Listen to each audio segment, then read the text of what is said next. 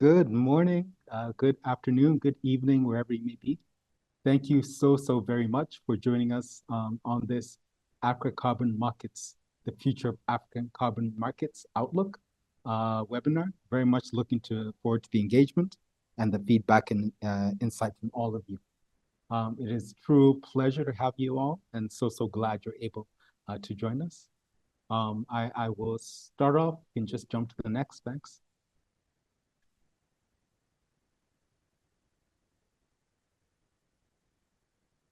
Just to give you some context on what's coming up ahead, I'll try to give a few opening remarks and then thankfully hand over to much brighter and intelligent people to me. You have a great overview on insights and outlooks from our status and outlook report.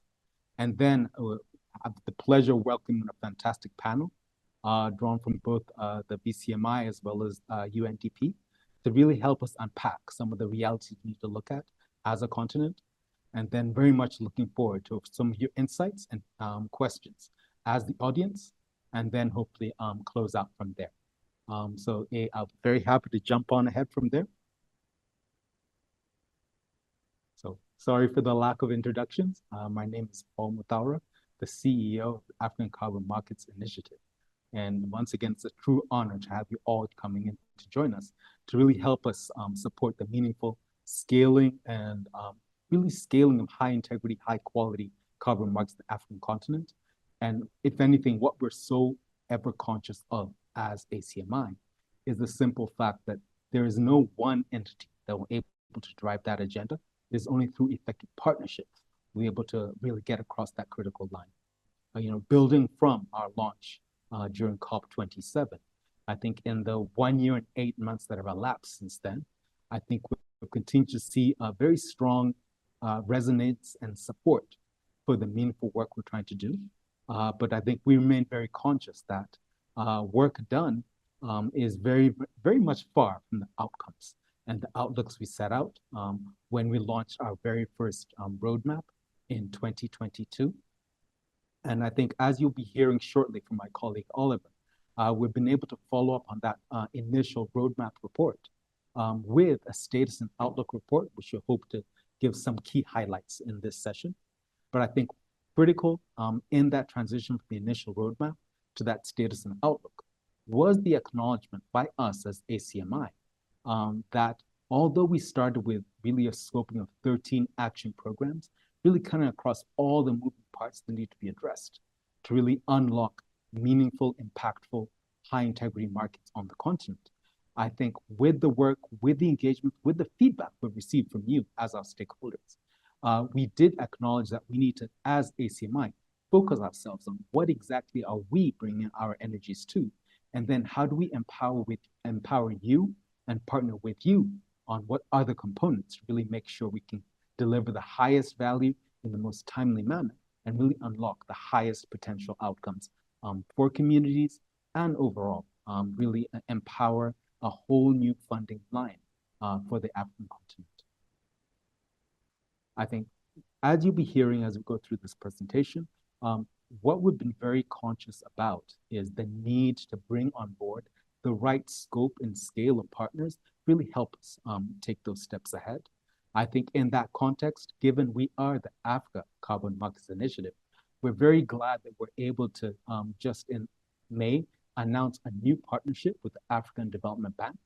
And on top of that, we're glad to note that the UN Economic Commission for Africa was actually one of the founding partners, sponsors of the Africa Carbon Markets Initiative. And we continue to build new work streams with them, as well as really trying to understand how we can unlock what we call a tripartite arrangement that will bring together the African Development Bank, the AU Commission, as well as the UN Economic Commission for Africa, to really make sure that messaging, focus, and capacity building cuts across from the policy and political messaging level right through to the actual delivery and allocation, as well as really effectively leveraging the scope of partners really and the scale need for unlocking financing in a meaningful manner to make sure that Africa is driving its carbon journey and then crowding in other international scales of capital to really move us to that next level. But I hope you'll get a great deal more detail as we go into the presentation, and very much looking forward to just the panel session we have, as well as some of the questions and queries we'll receive from you all. But with that, I'm very, very glad then to jump on to my colleague, Oliver Glanville, to just walk us through some of the detail on the status and outlook report and some of the insights we gained from that. Thank you all very, very much. Oliver, welcome. Thank you, Paul, and thanks for the introduction, and great to see so many of you joining this webinar. Also delighted to see Robert from UNDP and Bianca from VCMI will be part of our panel later, and hearing their insights to build on what we'll share just now. As Paul just mentioned, my name is Oliver Glanville. I'm head of programs at ACMI and look after all our sort of programmatic activities, which we alluded to briefly in one of the pages of this presentation just now.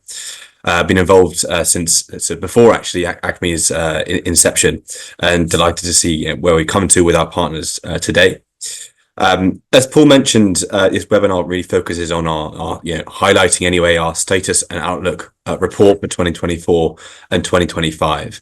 It builds on the initial ACMI roadmap report, which was published at our launch when we launched at COP27, and it's anticipated that we, with this report and future reports, we bring together a sort of centralized view of African carbon markets, where they are, what the potential is, and how we can all jump in together as partners, to scale this market in a really high integrity way. And so we're delighted to have released this report. We released it on the sidelines of the annual meetings of the AFTB, and using this as an opportunity to sort of share a few insights. I really encourage everyone to have a read through of the whole report. It is about 52 pages or so long. It's worth having a cup of tea with you to go through this, but we'll point to a few interesting areas as we go before the panel. So if we go to the next slide, please. So what we'll focus on briefly for the next 10 minutes or so is the sort of key trends over the last year or so globally, and then looking particularly from the African context, obviously what the challenges are, what the potential advantages or potential accelerators to scale this market are, what's happening at the moment to meet some of those challenges, and then how ACMI and others are creating value in this space. So, as context, globally, carbon markets have raised over $5 billion or so, in the last 5 years, and that's largely capital that is being allocated from the global north to the global south, really emphasizing carbon markets for sustainable development. The long-term outlook in carbon markets, it does vary significantly depending on where your source of data is coming from, reflecting the different activities happening in the market, which we'll go into. But the projected to grow between 5 and 50 times by 2030 alone, and then quite significantly with more variability going into towards 2050. And it shows that they are such a crucial tool and being seen as such a crucial tool, zero targets, and also from corporate and indeed country levels. And we'll look into reasons why sort of variability is such in a moment.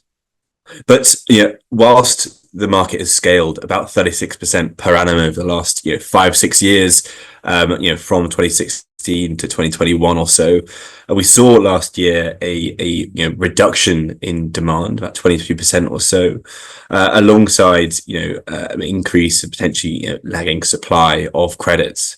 As a result of that, classic supply demand scenarios, prices have decreased and largely returned to sort of pre-2021 levels. This has been driven by largely two real concerns. Certainly adverse macroeconomic conditions, point number 2 there. Clearly we've seen over the last year, interest rates rising, etc. But a real particular one to the market itself is concerned around the integrity of the market. And that is both on the supply side. So really looking at, is this credit representing 1 ton of avoided or reduced emissions? And indeed, looking at what particular project types are delivering this. How confident can we be as a buyer? This concerns particularly around what they call project-based RED plus credits, and that methodology, which we'll go into maybe later. But also certain other methodologies have had a lot of scrutiny. We would say as ACMI, we play a neutral role in this market, trying to encourage a high integrity market. And as such, we really welcome increased scrutiny on this. It needs to happen. But it certainly is reflected on, as a reaction to this anyway, is weakened demand at the moment, whilst the market is going through this transformative phase. Go to the next slide, please. Thanks. So interestingly, though, against this sort of global trend in the last year, what we saw anyway is certainly from projects in Africa anyway, an 11% increase in demand or retirements of these credits, and only a 1% or so decrease in supply. Within that, we see growth in energy efficiency or fuel switching projects. Retirements actually increased by almost 60%. And then agricultural emissions avoidance projects as well. Reflecting the integrity concerns, though, we saw a significant drop in demand for forestry avoidance products, so avoided deforestation, for example. Interestingly, whilst Africa supplies, a significant volume of credits into the market, around 12% or so of the market in 2021, it commanded, historically anyway, it's commanded a lower price than the global average. And we see this as a potential for growth here. The lower price is largely as a result of the fact that traditional project types that have been pursued have been in this RED plus avoidance category. However, there's potential for growth in this as this methodology is and the integrity around it is increased, and indeed as the scope for additional methodologies, additional activities increases, and that's something we're actively involved in, the creation of or adapting of methodologies to the African context. And as such, ACMI's aim here is really to meaningfully scale, absolutely with partners, supporting partners, African carbon markets in a high integrity way, really aimed at encouraging, supporting sustainable developments and the SDG benefits. Go to the next slide, please. So there are, what we've distilled anyway, 10 core challenges to sort of scaling this market.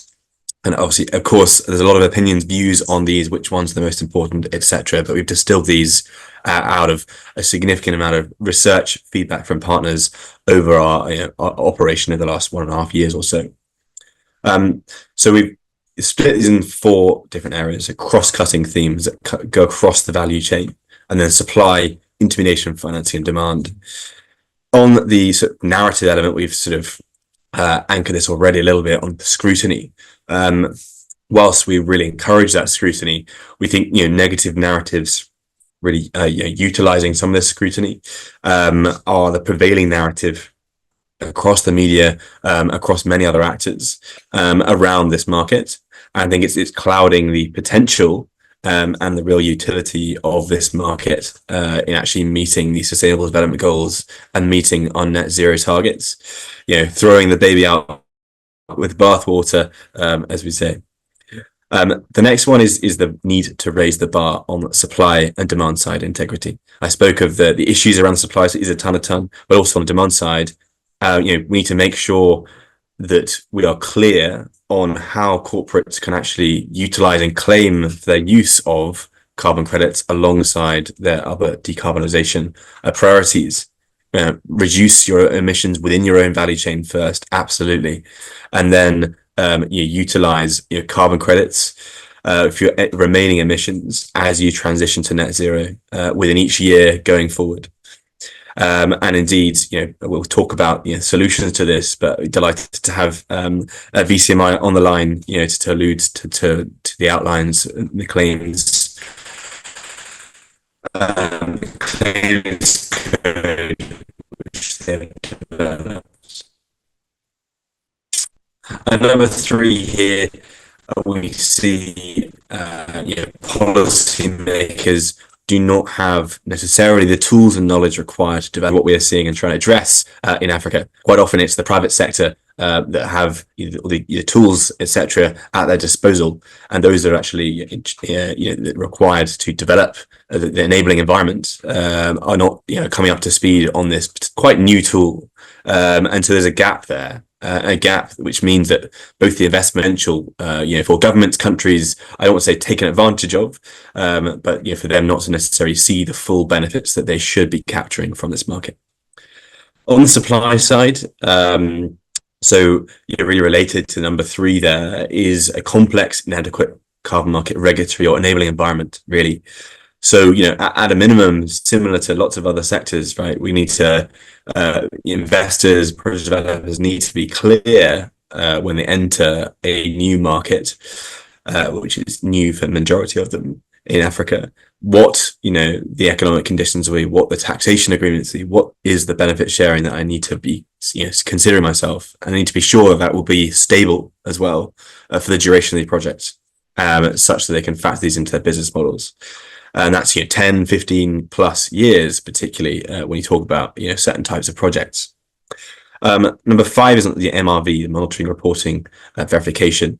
As this market is projected to scale, we see particularly, well, certainly globally, there is a bottleneck in verification. These independent auditors, lead auditors, being able to audit, verify, and then validate these projects. And when we see in Africa, a particularly serious bottleneck. Majority of projects in Africa have to actually have outside auditors coming in from Europe, North America, India to verify and validate projects. This creates not only a bottleneck, a cost implication, but also doesn't necessarily capture the full context environments, taking into account each local context here. And number 6, the methodology is not necessarily always suited to the African context. It's being often developed in the global north, relevant for these particular contexts, but not taking into account what is actually feasible and realistic, such they're not uptaken. On the intermediation and financing, certainly a perceived a significant risk for investors in particular countries in Africa, and then sometimes indeed real risks related to investing in these markets, but also in a nascent sector in carbon markets, leads to really high capital costs for project developers. Or indeed, we see that the financing tools just are not available yet, particularly in Africa for project developers to access, whether it's equity or debt. And number 8, developers really having to rely on intermediaries to actually access the market and sell their credits. We see certainly anecdotally up to 60% sometimes of these credit revenues going towards this intermediary capability, such that these revenues are not kept within the countries. And finally, on the demand, and this one, is certainly the elephant in the room here, certainly when we look at the voluntary markets, in that, given the concerns around integrity, given the still emerging but not yet clear, regulatory environments in a number of countries of how corporates should engage with this market, should report, should make claims, there just isn't the necessary demand right now to meet what this legacy supply is in this market, and that's a real concern, and it's something that ACMI is actively engaged in through our work with the World Bank Carbon Action Forum and a number of other organizations are really heavily engaged in trying to push towards. Certainly, we'll talk about solutions in a minute, but certainly a real issue there. And finally, buyers don't have a full view of the full range of African credits being supplied and their benefits, given the fact this is a really nascent market. So we go to the next slide, please. Thanks. So what's happening in the market that's going to really help meet some of these challenges? I know I'm short of time, so I will ensure the speed up. Number 1 is a renewed focus on integrity, equity, and transparency. So on the supply side, these landmark integrity frameworks have been announced last year. So the Integrity Council for Voluntary Carbon Markets being obviously the front one of the quasi-regulatory body that is doing a fantastic job to assert a new level, a new minimum bar for what integrity looks like. They have now, I think 99% or so of the market, of the standards that actually issue these credits, have gone through an assessment with ICVCM. And now at the stage of actually assessing each individual methodology under each of all these standards to gain what they call a CCP or core carbon principle label. The first of these methodologies have actually already gone through and are CCP endorsed. So we'll see hopefully CCP endorsed credits issued on the market this year, which is a fantastic to see. Secondly, on the buy side, trying to raise the bar for integrity there, make it clear what this looks like. The VCMI claims code of practice has been fantastic to assert again what good looks like here, to assert a real clear, lay a real clear picture out of what buy-side integrity looks like. And we'll obviously have some questions and discussion with Bianca on that shortly. And then indeed, a number of other bodies are asserting on a regional basis, whether it's the EU Green Claims Code or directive, sharing what that looks like. Again, giving that. And on pricing, there's increased consideration of social and economic impacts of credits. So there is community and benefits label, for example, which you can meet by showcasing exactly what the benefits are, a minimum requirement. We see those credits going for higher prices now, and there's research under Ecosystem Marketplace that shows that. And so we're seeing increased pricing associated with that, which is fantastic as well. We hope that the price as well will increase given the new guidelines under VCMI and others to unlock some of this demand. Number two is that we're seeing increased trading of credits under Article 6. So the first credits under Article 6.2 anyway have actually been traded out of Rwanda, I believe, and Thailand in terms of deliveries. And we're seeing a number more MOUs in place in Africa. Kenya recently, of course, Ghana. And Rwanda amongst the front runners, and a number of other countries as well, and likely Mozambique shortly too. And then number three, more and more companies are setting more ambitious climate targets, which are science-based. So over 1,100 companies validated targets in 2022, and this has only increased since then.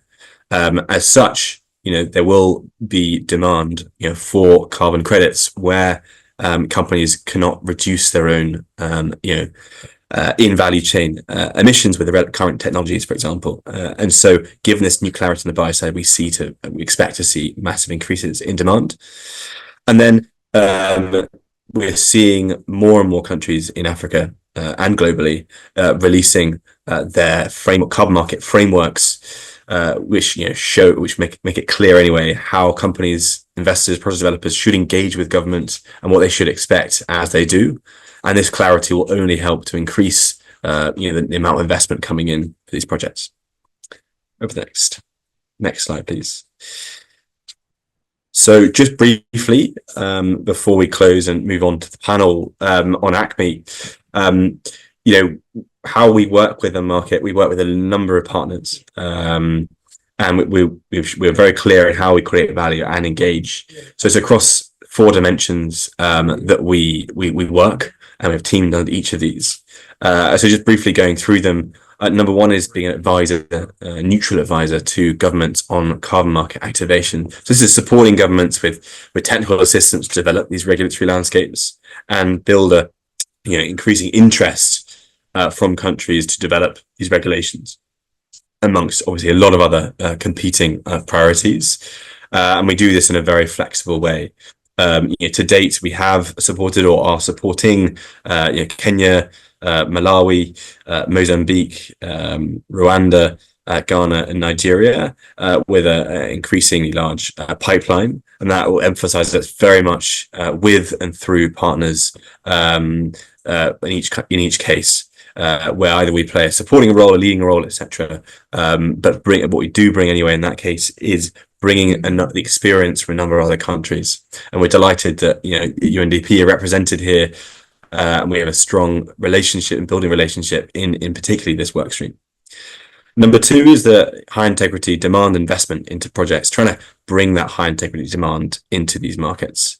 So promoting streams and demand signals, we've built a demand signal, advanced signal of about $1 billion or so, from a number of corporates, which is available on our websites. And we use these not only to try and bring in actually investment into projects we have try to bring together, but also to help actually advise on the government side views from the private sector. We're also engage with donors, bring together convenings with private sector institutions, these allocators of capital, to think about where can we develop de-risking structures, etc. On the supply side, it's really about building capacity and tools needed for high integrity development. Specific examples of this include a auditor training program, which in the final stages of design for a 6-month program to bring on new auditors and actually bring them through an apprenticeship program, which we hope to release Q3 or so this year. And then also development of new methodologies, particularly a diesel decommissioning methodology about diesel gensets, which we're working at the moment. And then finally, the last work stream is that the narrative. We know this is a really important work stream and a really important way in which the market must change going forward. And this is not just anchoring on a biased positive view, but really trying to bring a balanced narrative out, and driving this an advocacy campaign showcasing real evidence-based information around what this market is doing right now, and in what it can do in the future. And that is, again, whilst we were providing that platform, it's working very much with developers, others. We really encourage anyone on this call to reach out to us, so we can actually platform this. And also, with the governments we're working with to show the necessary nature and the potential of this market. And, very much establishing active partnerships with these integrity standards I've talked to.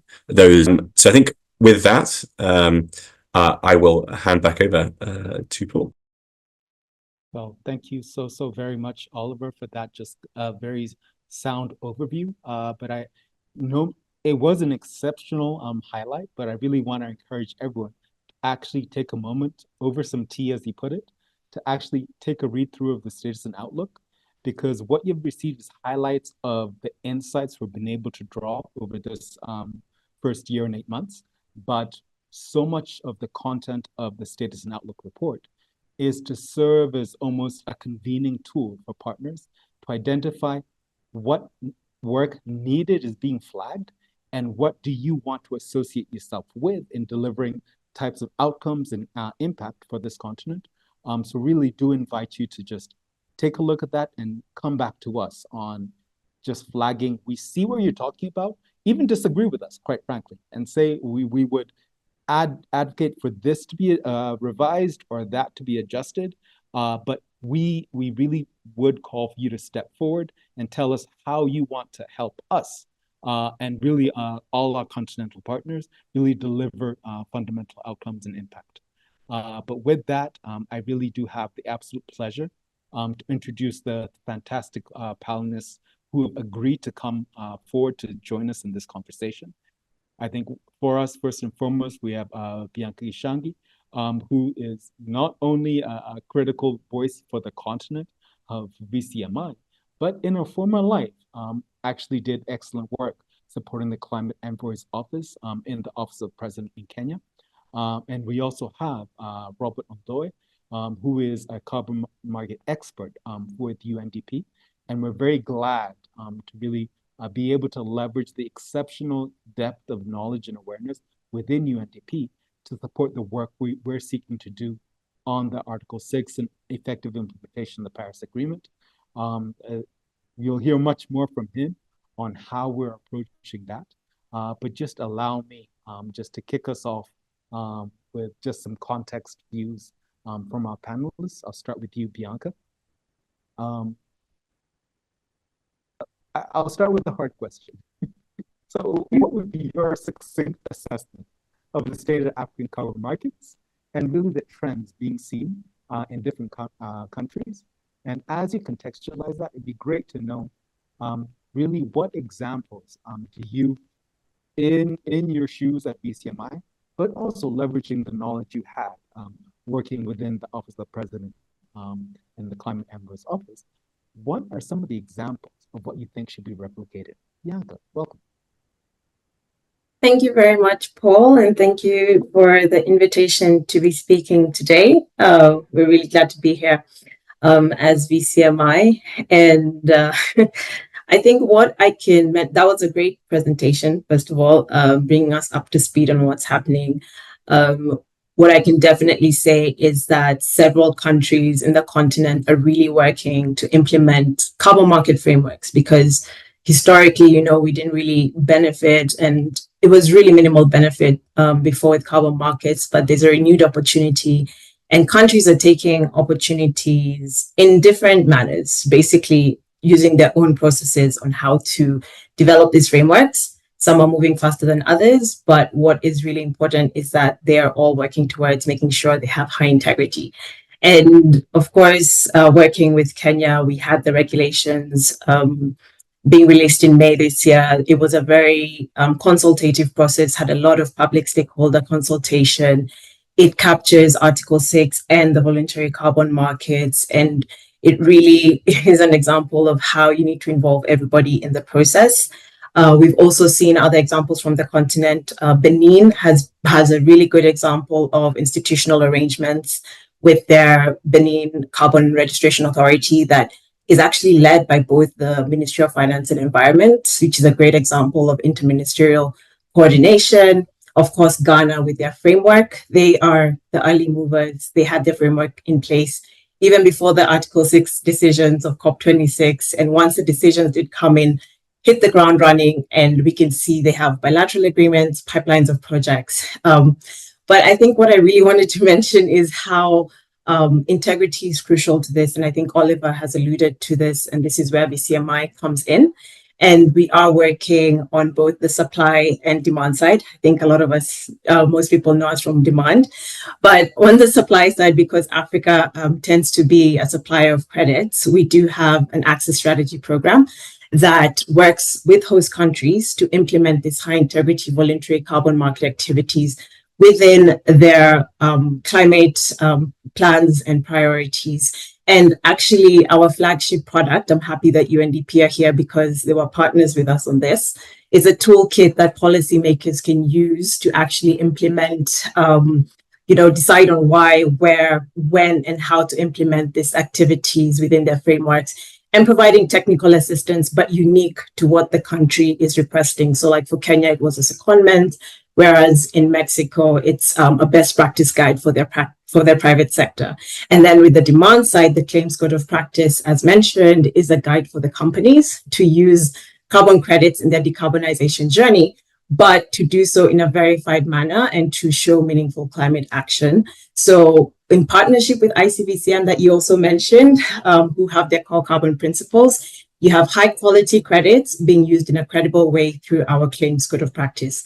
That is an end-to-end integrity framework, providing an international standard for integrity, which is replicable across the board. So it's relevant to Africa and relevant to other continents as well. My name is Robert Umbowe. I work on carbon markets for Africa, across the spectrum, actually. Congratulations to you, Paul, and your team, Oliver, and the rest of you for the release of this report. I was privileged to have a look at it earlier, and it's a very useful product for the kind of work we're doing. Oliver, I'm seeing you shaking your head. Can you hear me all right? I hope you hear me better than we could hear Paul. Yes, please go ahead. Okay. Yeah, like ACMI, our primary interface in this work is with governments. We've worked with several governments across the region. In Africa, I think at last count, it was almost 27 countries in a customized menu, if you like, depending on the needs and stated desired outcomes that each country requests of us. But it has predominantly been around Article 6 and implementation of the Paris Agreement. Lately, I think earlier this year, or late last year, we signed a partnership with the VCMI. So we increasingly seeing a lot more activity in that space. Bianca's alluded to that and actually expounded on it quite well, so I won't repeat that. But some of our priority areas are the establishment of partnerships, predominantly around the supply side of carbon credits. Within the context of Article 6, that has largely been establishing relationships and collaborative mechanisms with buyer countries and host countries. We are looking also to strengthen certain arrangements with the private sector potential off-takers in Europe and the United States around voluntary carbon market outputs. ACMI colleagues are also alive to recent work we're doing together, trying to structure a partnership between us that helps us work together in helping governments put in place the necessary policy frameworks, build the appropriate carbon markets ecosystem that would seek to address some of the bottlenecks that Oliver alluded to. The continent has a huge deficit in terms of the necessary infrastructure required to engage effectively in carbon markets. MRV, what we might call VVB, is almost completely absent and has to be sourced from outside of the continent. Almost all financing comes from beyond our borders, and that comes at higher cost than would normally be the case. Functional registries, which are a requirement of effective operationalizing of carbon markets, are absent. Although I must mention at this point that UNDP has developed an open source registry that's free to use for any country that's looking to take it on. We can help with the customization to help the country meet that obligation, which sits squarely in the center of the Paris Agreement, that requires all parties to the treaty to align themselves with a registry or to develop one for themselves. All of these point to those price disparities that are frequently mentioned by policymakers. And a lot of the conversation around the continent now relates to the mechanisms through which they can establish the floor price. This is not an easy space to work in.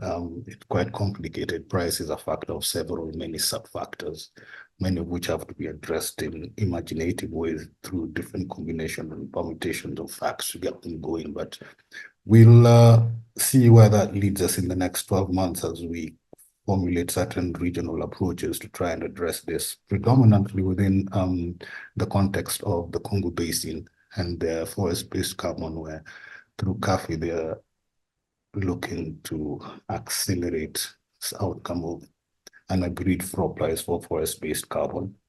With the ACMI, we've discussed several options around the establishment of an open source platform through which we can curate data, the kind of data that's necessary for project implementation, where we can upload the necessary information around policies which are present in different countries and all the other information that potential investors would like to have, which gives them a certain certainty in their before they make their investments, which governments can access so that we can have some kind of learning process to see what other governments have done in other places, and through which they can also access technical support, whether it's VBB, whether it's project development, access to methodologies, the different standards, etc.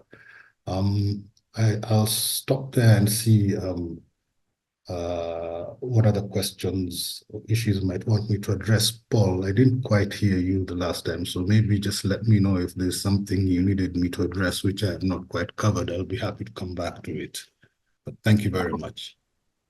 Thank you so much for that, Robert. I hope I'm audible now. My deepest apologies for that, everyone. Okay, just jumping ahead. Thank you for that overview, Robert. I will weave in clarification questions as we go into the next section of just elaboration questions. And as you're answering those, I think as we continue to reiterate as ACMI, the value really needs to come from how we're able to engage and how we're able to partner. So really appreciate some of your feedback and insights on which stakeholders and what partnerships we need to be more effectively leveraged to really help us achieve some of those grand aspirations and objectives we're setting down as ACMI for the continent and through our partners. But let me just start with the question that, unfortunately, we still have much attacks on the carbon markets almost appearing as the next neocolonialism. But we strongly feel that carbon markets and the capital being unlocked through it should play a very meaningful role in green development. So I'd just love to hear your perspectives on what role you think the carbon markets can or should play in supporting green development in Africa. Please, Bianca. Thank you, Paul. It can play a critical role in green development. And we know that carbon finance, it is more than just a funding mechanism. It can be a catalyst for bringing in expensive, low carbon technologies and making them financially viable. It can be used as a subsidy to do that, to make it viable, but it can also leverage additional private capital from other financial instruments, leading us to take on much more projects, bigger projects that deliver on economic and social benefits. And for Africa, it really boils down to how rich we are in terms of our resources, because that's where our opportunities come in. Traditionally, most of our projects have been in forestry and land use and cook stoves. But if we really narrow down, we have so much renewable energy potential. We have a lot of arable land. We have terrestrial and marine ecosystems that really can contribute to us taking advantage of carbon finance, and of course, our young and growing population. So for African countries, it's really important, and also the fact that with the renewable energy resources, Africa can be a green manufacturing hub. So there is opportunity in practically in so many different sectors, but it's really important for African countries to prioritize these activities. So as an example, agriculture didn't have much activity, but there's so much potential there. But we often see in our NDCs, they have a very adaptation focus, which is not a bad thing. I mean, they do have, agriculture suffers a lot of impacts from climate change.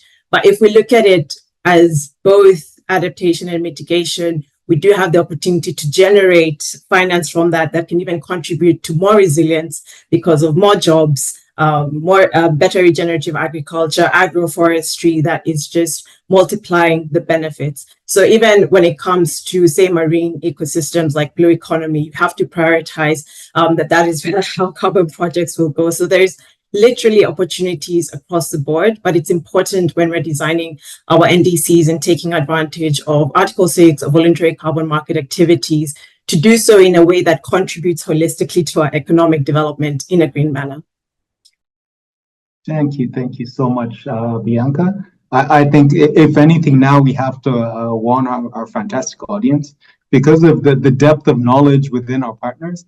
we'll have to make our next webinar 2 hours long so we can really deliver all the quality of knowledge we have available to share.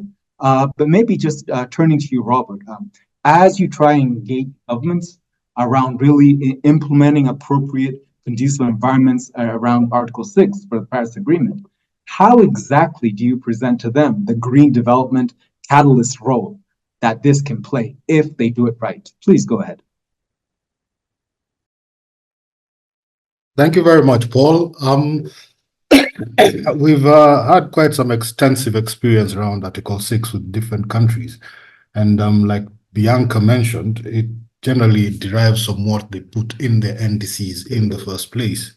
So the entire economic activity spectrum, from agricultural value chains to energy access to public transport systems to sustainable management of ecosystems, carbon markets can play a role through Article 6. Okay, we've got 6.2 in place, which generally focuses on energy-based carbon, tech-based carbon. 6.4 is not quite in place, but we hope that will come on board soon. But whatever the case, we're addressing it through alternative means, especially through voluntary carbon market alternatives. Examples abound. The rice-based projects in Ghana exist beyond our continent. There's a huge amount of sustainable public transport options that emanate from Article 6.2 implementation, which can be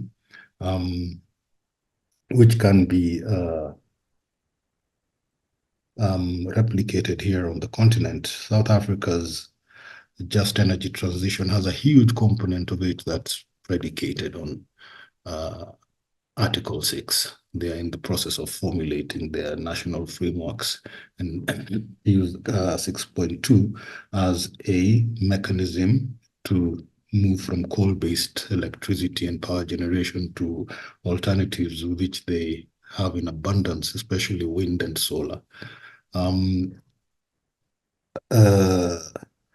The formulation of national frameworks becomes a little bit tricky because of the high degree of complexity involved, especially in economies which prioritize different economic sectors.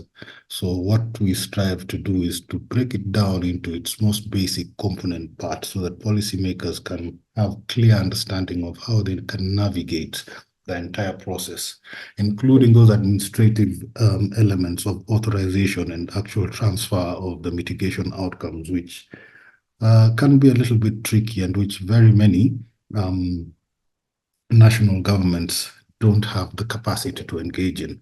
And as we have alluded to and discussed several times with you, these are some of the areas which a proposed partnership between UNDP and ACMI can help to kind of structure a delivery mechanisms to help governments engage with Article 6 in a more impactful and more efficient way. Thank you very much, Paul. Oh, that's fantastic. Thanks for that context, Robert. If you just allow me to just stay on with you for just the next query. Because of your work across a multitude of jurisdictions, there's no doubt that many of our audience are here to get a bit of learning and context on what's happening elsewhere. So what, in your assessment, are some of the challenges you experience as an international organization when trying to assist in scaling and monitoring carbon markets in different jurisdictions? And in your assessment, how can governments and ecosystem stakeholders better catalyze market impact? Please. Thank you very much, Paul. In recent years, there has been, recent months, the last 2 years maybe, there's been heightened interest in carbon market-related activity across the continent. Everyone seems to be talking about carbon markets these days, either in a positive manner or in a less positive manner. But within the space of international development partners, one of the primary challenges that I've noticed is, depending on their origination and their primary interest, they tend to send different signals and messages to governments. So you find governments lacking clarity in how they should engage with markets. It should not, in my opinion, be an either-or situation. It's possible for governments to develop a full menu, if you like, of engagement opportunities for carbon markets, whether it's voluntary carbon markets, whether it is a carbon tax, which increasingly many governments are talking about, whether it is Article 6. We, I think, should find a way of sending a coherent and coordinated message to governments. Again, this is one of the key planks of what I think our partnership with ACMI should be, to find that one unified message that we give out to not just national governments, but to potential investors, off-takers, buyers, and all other stakeholders in this space, so that there's kind of clarity and transparency, and economic wins are clear and manifest to all stakeholders. The opportunities are vast. The opportunities are vast. I think on the part of the international development partners, we probably just need to create that platform where we come together. We don't speak to each other as often as I think we should. I think if we did that a little bit more, a little bit better, I think we would serve our ultimate clients a little bit better. Thank you, Paul. No, you're absolutely spot on there. And it really speaks to the precise reason why we're seeking convenings just like this. Because as an ecosystem, we're not speaking to each other nearly enough. And we often find each institution, each pillar has its own priorities that are being chased. But without that coordination, outcomes are really not being achieved. But maybe Bianca can jump across to you. Given the excellent work that VCMI has been doing with the claims code, what is,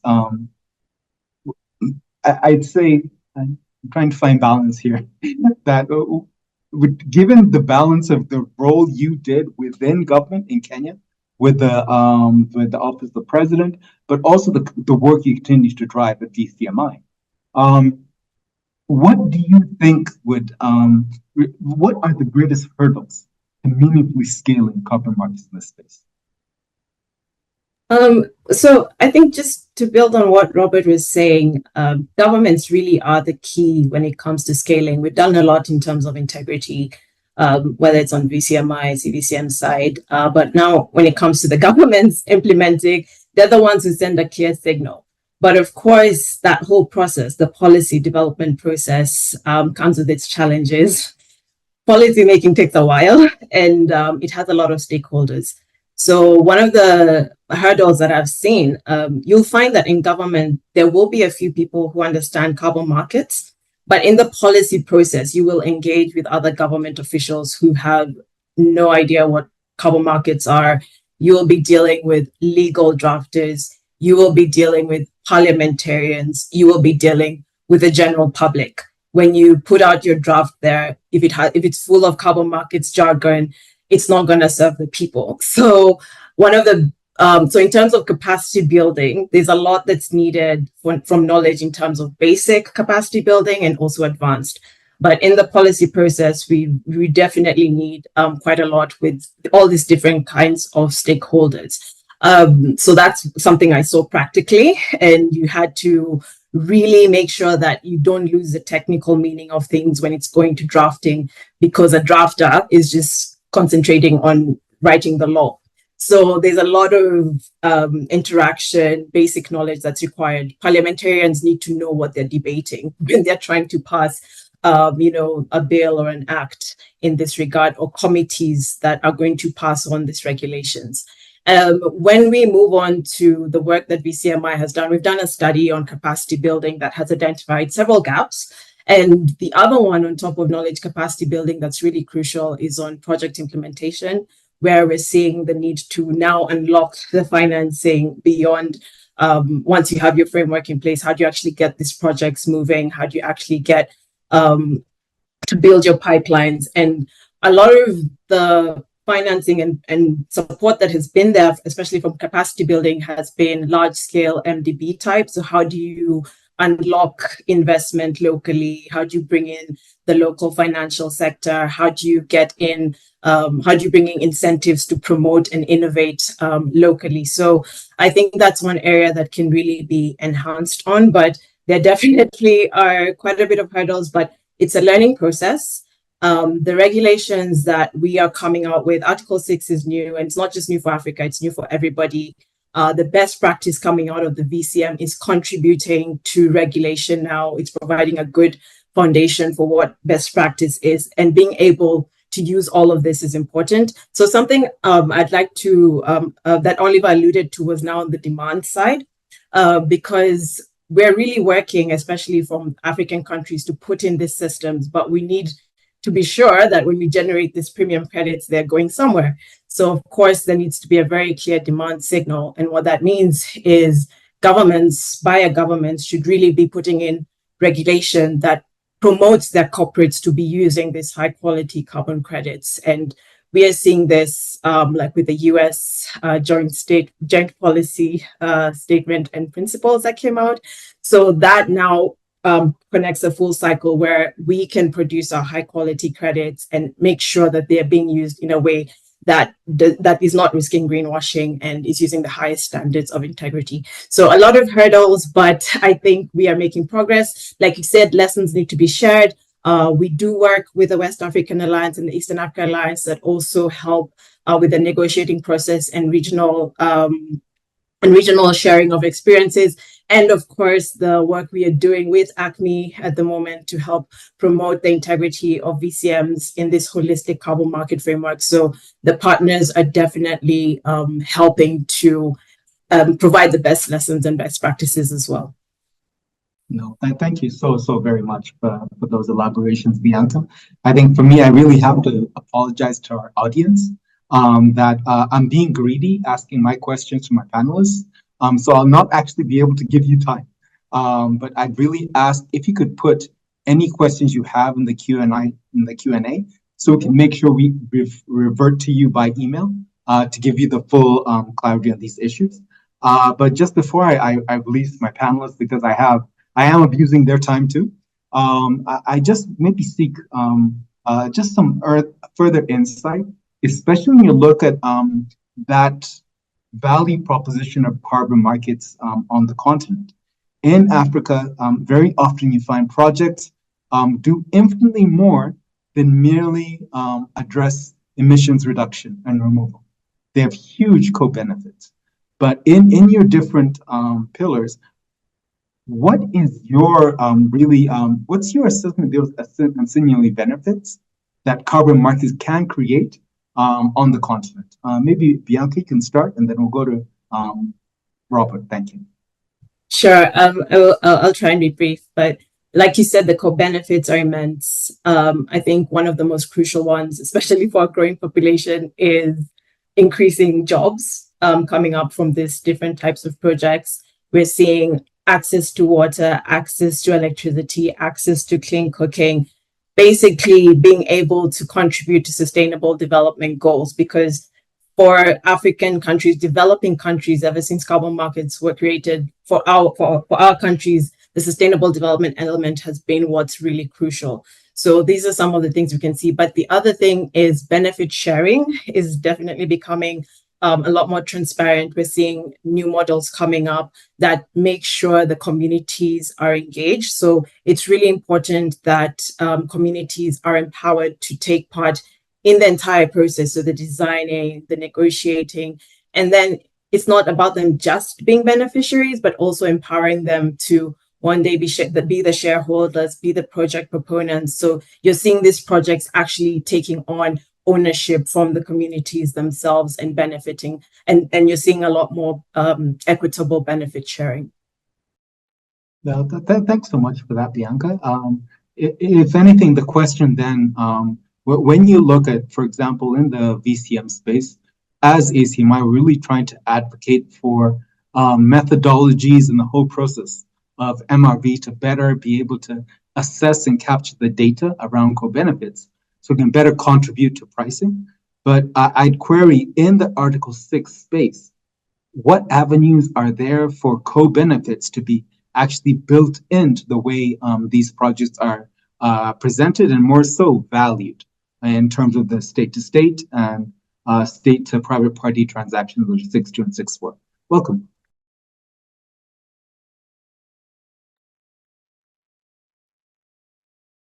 Thank you very much, Paul. We have this mechanism that's called in a rather complicated way a corresponding adjustment policy frameworks, which in Article 6 provides a pathway for the transfer of mitigation outcomes between buyer countries and host countries. And in developing this policy framework, one has the opportunity to include inside it all those components of what you might call core benefits. They're not any different from what Bianca has mentioned. A lot of carbon market related activity, carbon credit originating activity touches on several SDGs, from climate change to access to energy to gender parity. All of these can be included inside of that policy framework as conditionalities for those integrity criteria to be met. It just depends on what a government's priorities are. I think the first point she mentioned was employment, and I did see one of the questions on the chat alluding to youth employment and what carbon markets can do for youth employment. It's really up to government. They can insist that all such related carbon activity comprise a component of youth employment, of gender equality. They can direct through this mechanism of a corresponding adjustment policy framework what their priority areas are, whether it's access to water, whether it's access to energy, whether it's nature conservation. All of these come with adaptation-related co-benefits, especially if we think about what's been happening a lot on the continent around flood damage during heavy rains, etc., and the resilience which ecosystems can be imbued with, where you have sustainable ecosystem management. So all those opportunities abound. But one thing I'd like to mention also is that this provides for us a useful avenue to leverage financing, especially from the private sector, both from beyond and from within. I think it's a point I've labored several times over, that a lot of the financing that goes towards carbon market related activity comes from beyond Africa's borders. Yet Africa does have quite a vibrant financial sector in places like South Africa, Kenya, and parts of West Africa, who could invest into this area at much less cost and subsequently have this push factor on carbon prices at the end. So this is something I think we really need to look at, how to include the local private sector into carbon market related activity on the continent. They'll have a significant amount of knock-on benefits if we adopted that approach. But yeah, thank you very much, Paul. Yeah, thank you so much for that, Robert. I think very much to that key point, with some of the efforts we're trying to drive with the African Development Bank, the AU Commission, and the Economic Commission for Africa, it's really seeing how we're going to really mainstream and promote more local actual bank and investor community participation. So we start crowding in capital rather than waiting for foreign investors to give us pointers as to where the money should be placed. Because at the end of the day, our capacity for effective risk and value assessment is much deeper than them. So we need to take the lead from the continent in that direction setting. I think just respecting everyone's time, I really just want to, first of all, really send that ask. If you have time, please make time, if anything, to go through the status and outlook report to give us some feedback, and more so, highlight to us where you'd be willing to partner with us or others on to deliver some of those outcomes. Secondly, I'd really want to just give just some closing statements to Bianca and Robert, because the amount of knowledge that they've been able to share in this time has been such a blessing. Thank you very, very much. So Bianca, I'll start with you, and then Robert, and then I'll release them. Thank you all very, very much. So I think in conclusion, from our side, we definitely are looking forward to continuing our work with ACMI and with other African countries. We welcome any countries that are looking to for support in terms of their frameworks through our Access Strategy program. And as Paul has mentioned, let's tap into working to address these gaps you've mentioned in terms of empowering our local financing.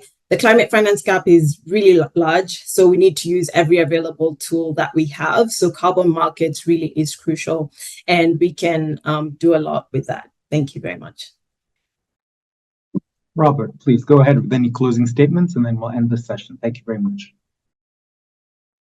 Yeah, thank you very much to ACMI, to Bianca from VCMI, to all the participants for attending this. It's been a wonderful exchange. I hope we can have a few more of these. There's a huge amount of work to be done in this space. There's a lot of coordination that we can undertake to make it more effective. I have not been able to answer any of your questions. I can see them on the chat, but what I'm doing at the moment is just putting my email address there so that anyone interested in follow-up exchanges, etc., we should be able to take it up from there. We haven't actually had adequate time to engage on this, but we can work at doing a few more webinars. UNDP will be happy to organize 1 or 2 more in the future, and hoping all of you and see how best we can work together to push the needle on this. But thank you very much. That's extremely appreciated, Robert. We'll definitely take you up on that. I think we'll abuse your kind offer of email address, and we'll circulate it to the attendees of this session so people can ask any follow-up questions. Once again, and ask that if there any questions that did not make it into the Q&A panel, please do send them through to the address that invited you for this session, so we can try and consolidate these comments and give you all some substantive feedback. But as Robert has said, there has definitely not been adequate time to provide adequate depth in all the key questions, and really we appreciate the audience for just the quality of the questions that were coming through, and just deep appreciation to my colleagues, Indira and Chloe, who have been actively trying to field some of your questions on the flow. But I just want to affirm that we will give substantive comments to all the questions that have been raised, and we will look forward to scheduling a follow-up session to this, so we can really build on this conversation.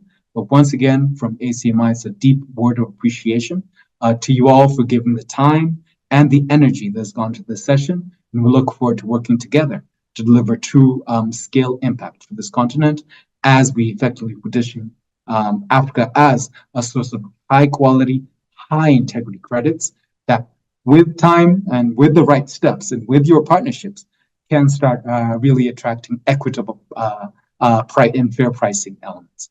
Thank you all once again, and look forward to the work again.